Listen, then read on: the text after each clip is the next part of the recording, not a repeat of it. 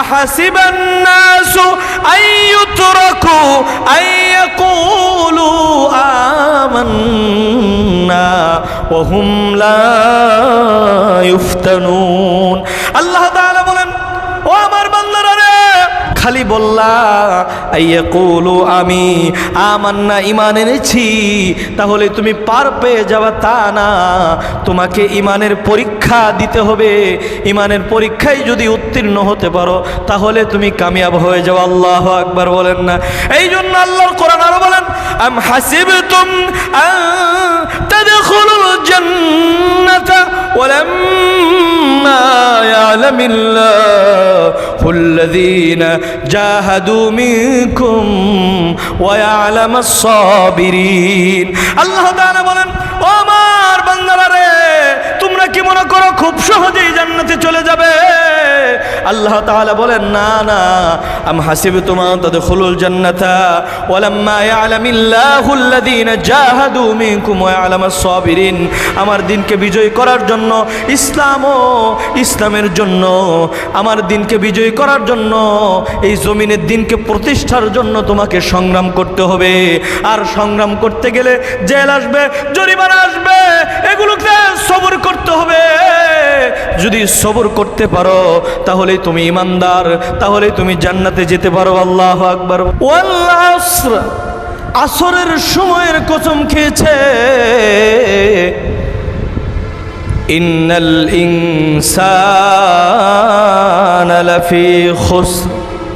এরপর আল্লাহ তাআলা বলেন, নিশ্চয় আসরের সময়ের কসম খেয়ে বলতেছি, সমস্ত মানুষগুলো ক্ষতিগ্রস্তের ভিতর রয়েছে। বাবারা আমার, চিন্তা করে দেখেন, সমস্ত মানুষগুলো ক্ষতিগ্রস্তের ভিতর রয়েছে। এই কথা দ্বারা আমরা বুঝতেছি সকলেই ক্ষতিগ্রস্তের ভিতর রয়েছে। আল্লাহ তাআলা এরপরে শব্দে বলতেছেন, ইল্লাল্লাযীনা আমানু ওয়া আমিলুস সালিহাত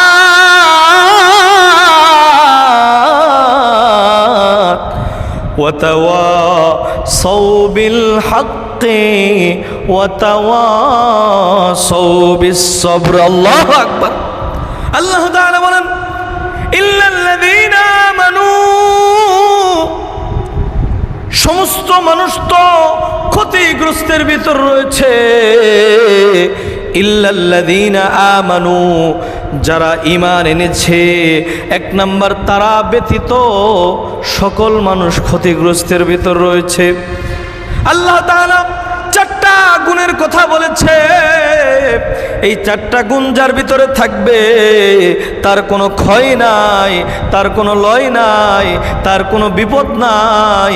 এই চারটা গুণের অধিকারী যে হবে সে সরাসরি আল্লাহর তৈরি জান্নাতে চলে যাবে। আল্লাহু আকবার। আল্লাহ তাআলা বলেন, ইল্লাল্লাযীনা আমানু, এক নাম্বার ঈমান আনতে হবে, ওয়া আমিলুস সালিহাত, ঈমান আনার পরে নেক আমল সমূহ করতে হবে। প্রত্যেক সাহাবাই কেরাম ঈমানের পরীক্ষা দিয়েছেন। এই জন্যই তো আল্লাহ তাআলা কোরআনে বলেন, আমিনু কামা আমানান নাস, তোমরা ঈমান আনো তাদের মতো। সাহাবাই কেরাম যেরকম ঈমান এনেছিল, নিজের মৃত্যু নিশ্চিত জেনেছে, এরপর ঈমানকে ছেড়ে নাই, নিজের মৃত্যু নিশ্চিত জেনেছে, এরপর ঈমানের পরীক্ষা দিয়ে উত্তীর্ণ হয়েছে। আল্লাহু আকবার। হযরতে খালিদ সাইফুল্লাহ, খালিদ বিন ওয়ালিদ আল্লাহর নবীর সৈনিক ছিল, যে প্রত্যেকটা যুদ্ধের ভিতরে বিজয়ী হয়েছে। তাদের ইমানি পাওয়ার, ইমানি স্পৃহা এতটাই ছিল, সে যখন যুদ্ধের ময়দানে যেত আল্লাহর কাছে বলতো, ও আমার মালিক আল্লাহ, যুদ্ধের ময়দানে যাইতেছি, ও মালিক আমাকে আজকে তুমি শহীদি মৃত্যু দান করি। আল্লাহু আকবার।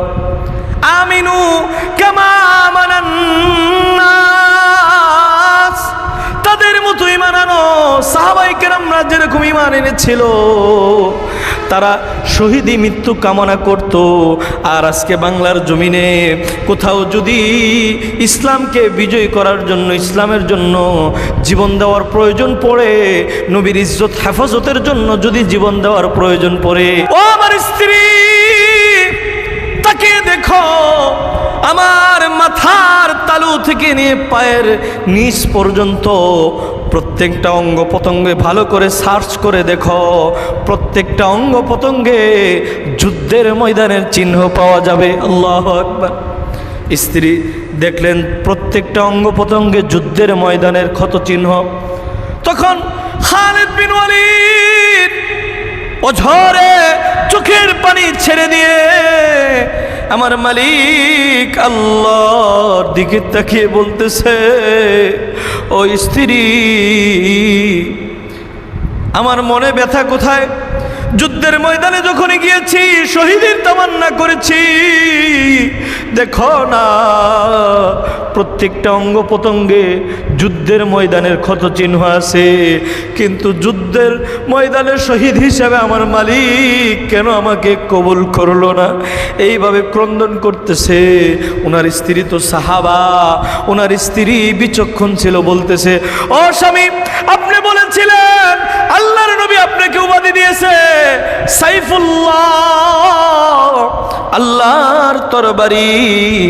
ও স্বামী আমার, বলেন তো দেখি, আল্লাহর তরবারিকে এই জমিনে কারো কি সাহস আছে, কারো কি শক্তি আছে আল্লাহর তরবারিকে ভেঙবে, আল্লাহর তরবারিকে টুকরো টুকরো করবে?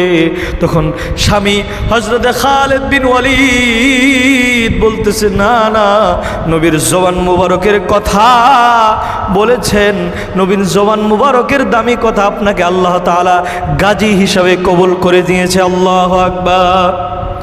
তো বাবারা আমার, ইল্লাল্লাযীনা আমানু, ঈমানকে আনতে হবে, ঈমানকে মজবুত করতে হবে, ঈমানের পরীক্ষা দিতে হবে।